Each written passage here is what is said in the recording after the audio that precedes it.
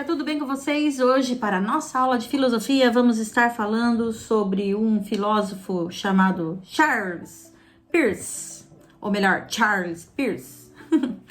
Vamos lá, na página 22 a 24 hoje. Olhar de filósofo. Anteriormente, você estudou que os filósofos valorizam as dúvidas e conheceu a atitude de René Descartes, que duvidava de tudo e só acreditava no que podia comprovar. Então, René Descartes era um cara desconfiado, né? E ele procurava comprovar tudo para ter certeza. Há pouco mais de 100 anos, um filósofo estadunidense chamado Charles Peirce aprofundou ainda mais este pensamento. Saiba mais no texto a seguir. Aqui a pronúncia diz Charles Peirce, Charles Peirce. Alright. As pessoas devem pensar, repensar e conversar sobre aquilo que já sabem. Também devem estar dispostas a corrigir suas certezas sempre que descobrirem que estão cometendo algum engano. Afinal, nenhum conhecimento é infalível. Tá certo? Então pode ser mudado. Olha a cabeçona, né, dele, que pensador. Eu pesquisei alguma coisa sobre ele, eu vou ler aqui para vocês. Charles Peirce nasceu em 1839 e faleceu em 1914. Ele foi considerado um dos mais importantes lógicos contemporâneos. Ele reconhecia que não é possível obter certezas absolutas e universais por meio do raciocínio. Ele dizia que todo conhecimento deve ser entendido como um processo de aprendizagem constante, sujeito a enganos e a erros. Então, você concorda com ele, com o pensamento de Charles Peirce?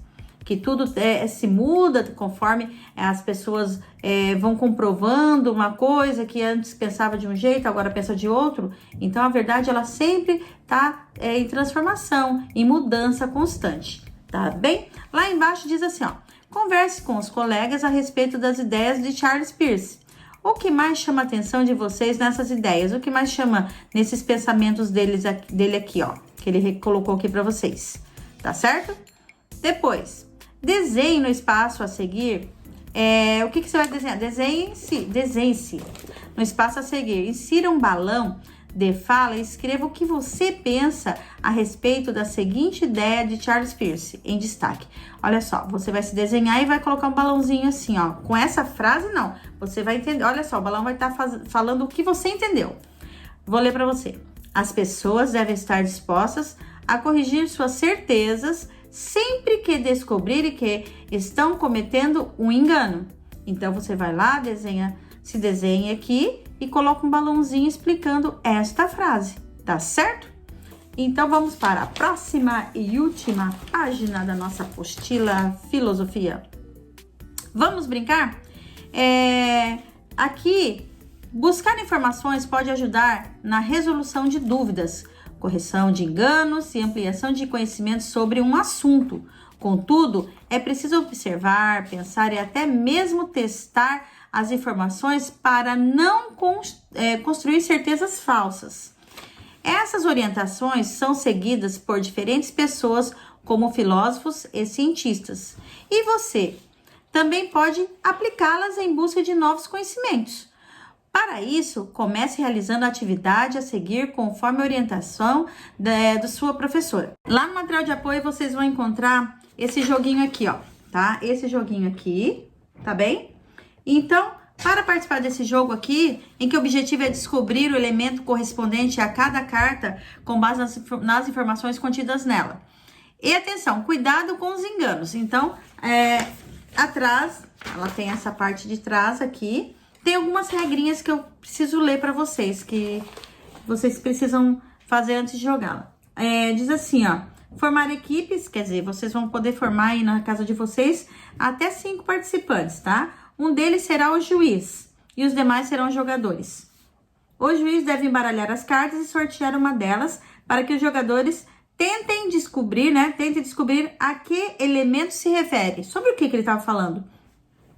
A cada rodada de perguntas, os jogadores devem sortear um número entre os oferecidos pelo juiz para definir a ordem em que eles podem apresentar seus palpites, para ver quem começa, quem vai falar primeiro e quem vai falar depois, tá? Realizado o sorteio dos números, o juiz deve ler uma pista. Então, o juiz vai ler uma pista para cada jogador, o qual, por sua vez, deve dizer se já tem ou não um palpite sobre o elemento a ser descoberto. Caso a resposta seja afirmativa, o jogador deve revelar o palpite. Se ele acertar, pode ficar com a carta, que representa um ponto. Se errar, passa a vez, né, para o seu próximo jogador ali do lado. O juiz deve ler para este último a nova pista, para que também revele seu palpite. Esse procedimento deve ser feito sucessivamente, até que alguém acerte e pontue. Se todos tiverem a oportunidade de opinar, mas descobrir o elemento em questão, o juiz deve recomeçar pelo jogador que iniciou aquela rodada. Ao término das pistas da carta, se ninguém acertar o elemento, ela deve ser tirada do jogo e o juiz deve sortear uma nova carta, repetindo o sorteio de números e o procedimento de leitura realizado anteriormente. Vence o jogo o aluno que, ao término das cartas, acumular o maior número de pontos. Ou a pessoa aí da tua casa que acumular o maior número de pontos. Eu espero que você, né, seja fera, conheça alguma dessas questões aqui que ele fala, ó. Sou um animal. Ele começa assim, ó. Sou um animal. O juiz lê. Sou uma ave. Terceira pista. Faço parte da fauna brasileira. Daí, eu já sei.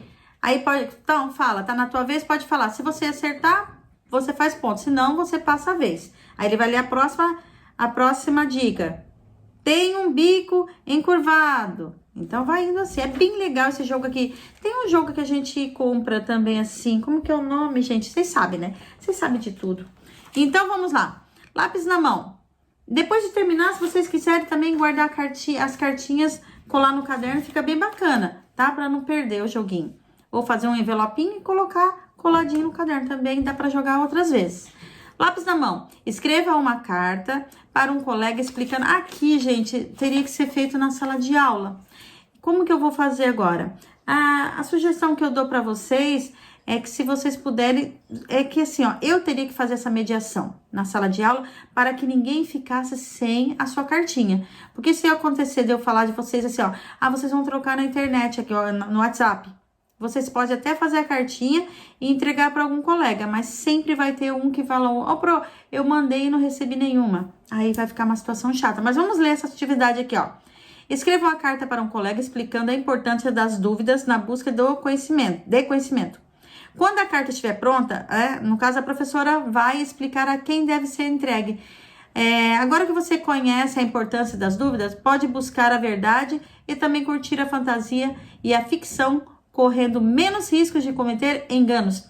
Então, essa atividade a gente vai deixar por uma outra oportunidade na qual nós estejamos todos juntos novamente, tá bem? Então, eu espero que vocês tenham gostado da aula e estamos finalizando a nossa aula, a nossa apostila agora de filosofia, tá certo? Conclua suas atividades aí, estudem, deixe tudo certinho, que uma hora eu vou pegar isso aí pra gente dar uma corrigida, tá bom? Até mais então, pessoal, tchau!